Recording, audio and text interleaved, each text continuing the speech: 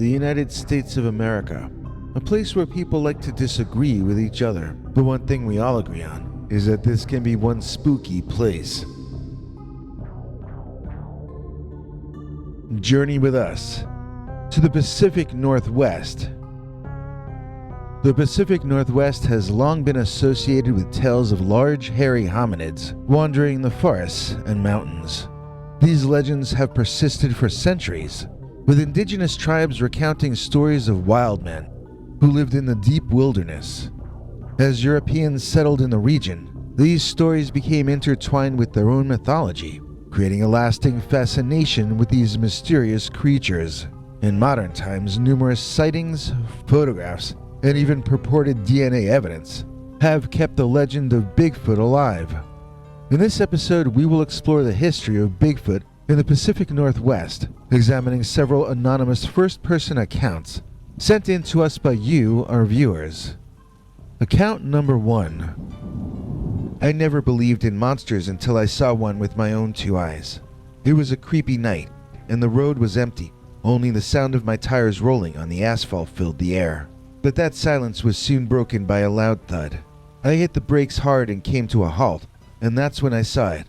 A huge, hairy creature, a Sasquatch, tumbling down the hill on my left. It was sliding and slipping, its big, furry mass crushing trees and branches along the way. I sat there in awe for a few seconds, my mind trying to process what was happening. But that brief moment of confusion was quickly replaced by pure terror as the Sasquatch landed in the middle of the road, blocking both lanes. I was stuck, with a steep hill to my left and a steep drop to the Klamath River to my right. I had nowhere to go. I was trapped, and now I had to face the monster that was standing in front of me. The Sasquatch rose to its full 15 feet height, and its piercing eyes locked onto mine. I was frozen in fear, my heart beating so loud I could hear it in my ears. I was sure that this was going to be the end of me. But the creature didn't attack me. Instead, it let out an eerie, bone-chilling howl that echoed through the forest. Then, without warning, it stepped aside onto the incline leading down to the river and just stood there looking at me. But the creature didn't attack me. Instead, it let out an eerie, bone-chilling howl that echoed through the forest. Then, without warning, it stepped aside onto the incline leading down to the river and just stood there looking at me. I wanted to get going, but it meant I needed to gather the emotional strength to drive past this hairy man mountain. It seemed to be allowing me to pass, but I just didn't trust it. Eventually, I hit the gas pedal, and almost as soon as I did, the creature took off running in the direction I was driving.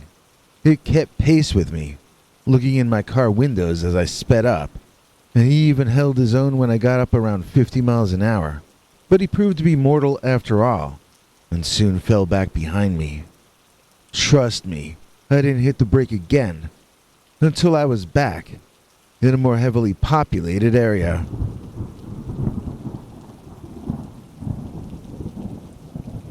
Account number 2. The Mount Hood Monster. I arrived at Mount Hood on a beautiful summer day in June, excited to embark on my hiking and camping adventure. The morning sun shone brightly overhead as I packed my backpack and set off to explore the breathtakingly beautiful landscape. As I made my way along the trail, I marveled at all the nature that surrounded me. Towering Douglas firs and ponderosa pines reached high into the sky, providing welcome shade on the warm day.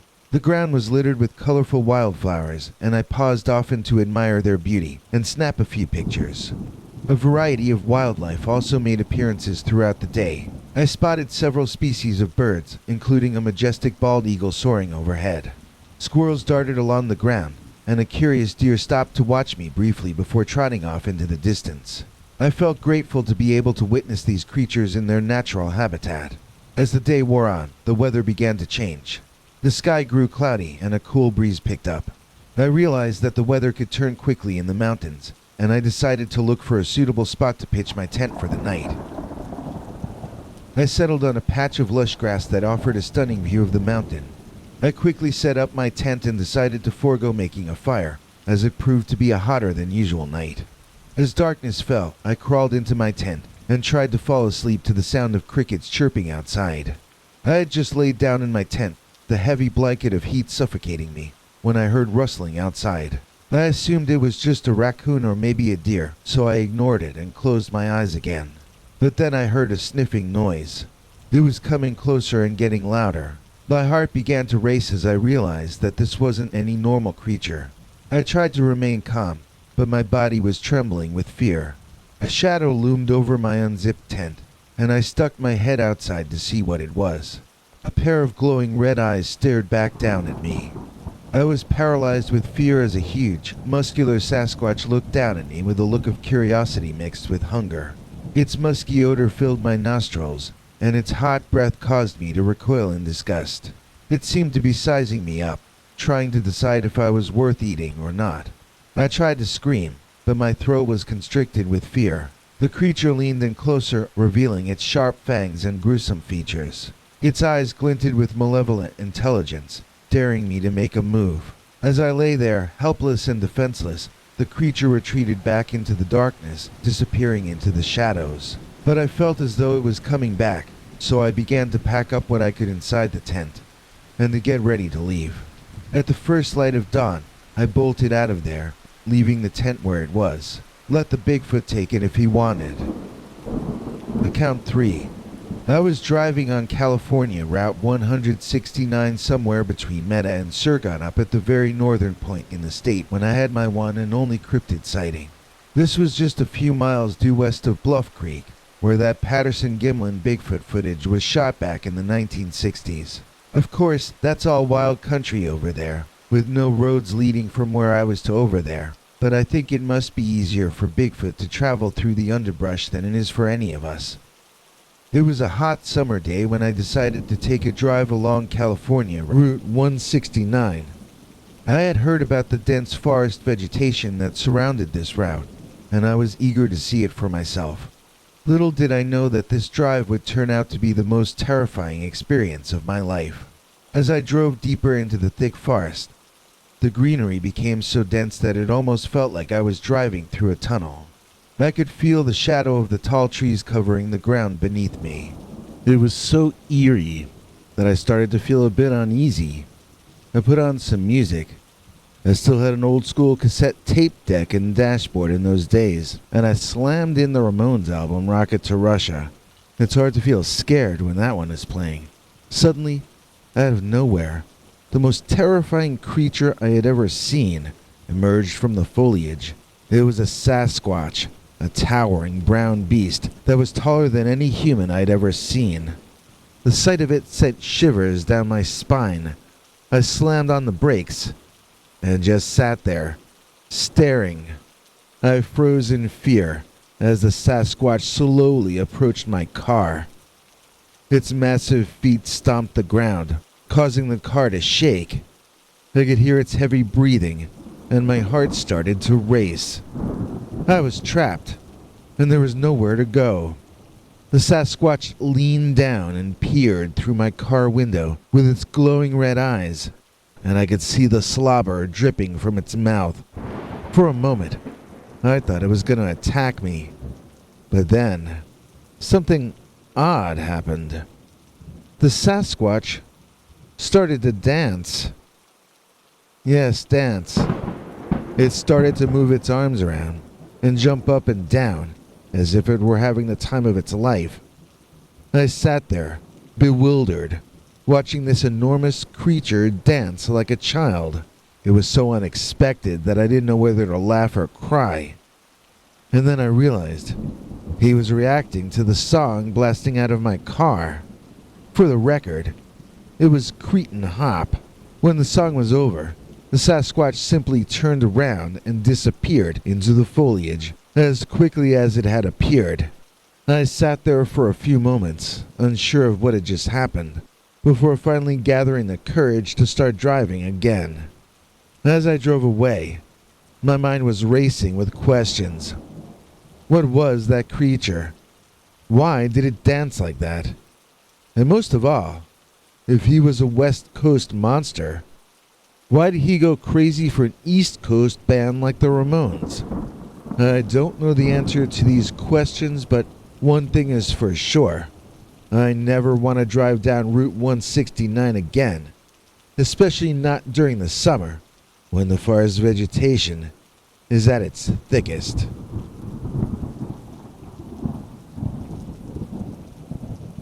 Account number 4. As I step out of my car, I am struck by the crisp and refreshing scent of nature. The air is cool and untouched by the hustle and bustle of city life. I inhale deeply and take in my surroundings. Before me lies a vast expanse of nature's beauty, Redwood National Park. The trees tower over me, their trunks so wide that it would take several people to hug them. As I make my way down the winding path, I can't help but marvel at the sheer size and age of these giants. Their leaves rustle peacefully in the wind, adding to the soothing atmosphere. The chirping of birds and the buzzing of insects create a sweet melody that is in perfect harmony with the rustling of the leaves. The forest floor is covered with ferns and moss, and I can see a few deer grazing in the distance. I pause for a moment to take in this magical landscape, filled with life and energy. As I continue on my hike, I feel a sense of excitement building within me. I was eager to find the perfect spot to set up camp and experience the beauty of this park under the stars. I followed the trail deeper into the woods and finally came upon my chosen spot. The ground was soft beneath my feet, and the scent of pine wafted up to me. I could hear the distant sound of a stream nearby, and I could see the clear blue sky peeking through the tall trees overhead. I pitched my tent, excited to spend the night surrounded by nature's beauty. As the darkness drew in, the sound of crickets filled the air, and the sky darkened to reveal a blanket of stars. The breeze was cool and refreshing, and I felt a sense of serenity as I drifted off to sleep, listening to the sounds of nature. I woke up suddenly with a jolt, disoriented and confused. My head was throbbing, and my neck felt stiff. I tried to move, but I couldn't. Panic set in as I realized I was trapped in my sleeping bag, upside down, and being carried through the woods at an absurd speed. I could feel my body being banged around rudely and painfully, and I screamed in terror. As I struggled to free myself, I saw 2 incredibly large Sasquatch feet guiding my captor through the forest. I couldn't yet see anything else about him, but the sight of those massive feet filled me with a sense of dread. I had been abducted by a Bigfoot, and I had no idea where he was taking me. My mind raced with the possibilities of what my fate might be. Was he going to kill me, eat me, keep me as a pet? I couldn't even begin to imagine what horrors I was about to face. The pain and discomfort of being jostled around in my sleeping bag was too much to bear. My head spun, and I felt dizzy and nauseous. I tried to shout for help, but my voice was hoarse, and the sound died in my throat. I closed my eyes and I prayed for someone to save me. But as we continued deeper into the forest, I realized that I was completely alone. There was no one there to help me. Nobody knew where I was, or what was happening to me. All I could do was hold on tight and hope that my captor would get tired and release me.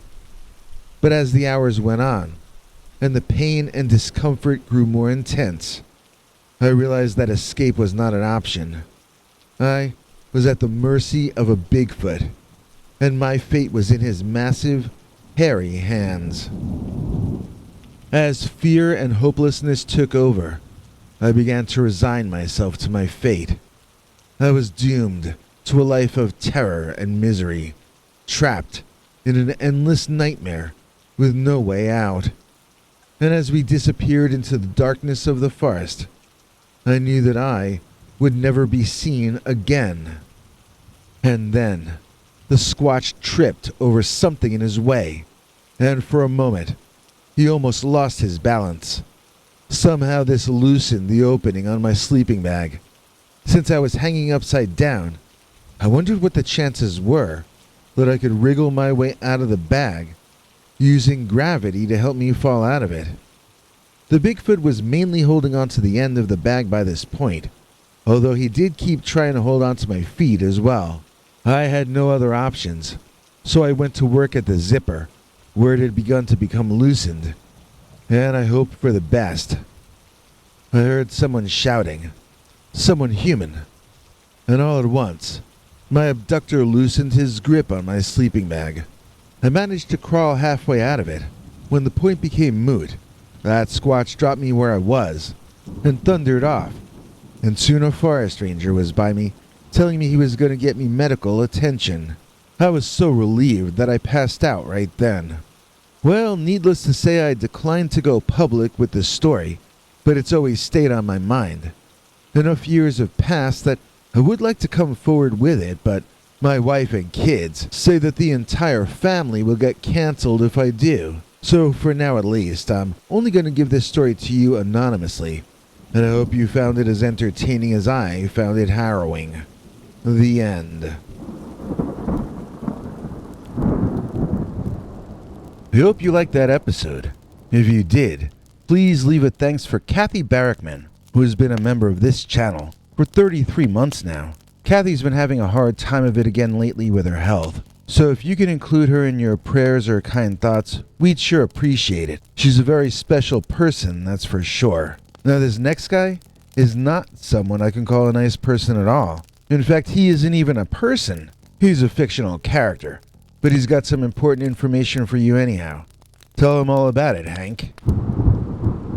Thanks, Biggie. And thanks to all of you for watching this far. If you liked it, please click like. If you'd like to see more of our work, please subscribe. And also click that bell icon if you'd like to be notified when we put out a new episode. To become an executive producer, you can donate to us through the thanks button under each of our videos or through our paypal.me/PeterBernard209 page. To receive cool perks like secret uncensored Dogman episodes far too wild to ever run on this channel, you can become a YouTube channel member by clicking the join button, or join our PayPal subscribers club at peterbernard.com. Joining either at the $3 a month level or above gets you access to our over 25 hours of secret uncensored Dogman stories available nowhere else. Do you have a scary story about Dogman or some other kind of high strangeness that happened to you? Let us know by emailing us at scarystoriesnyc@gmail.com or by leaving us a voicemail message at 804-LA-SCARY. You may need to call back on that one. It cuts off after I think 3 minutes. And if you don't want to do any of that stuff, thank you for simply watching to the end. Good night, and have a scary tomorrow.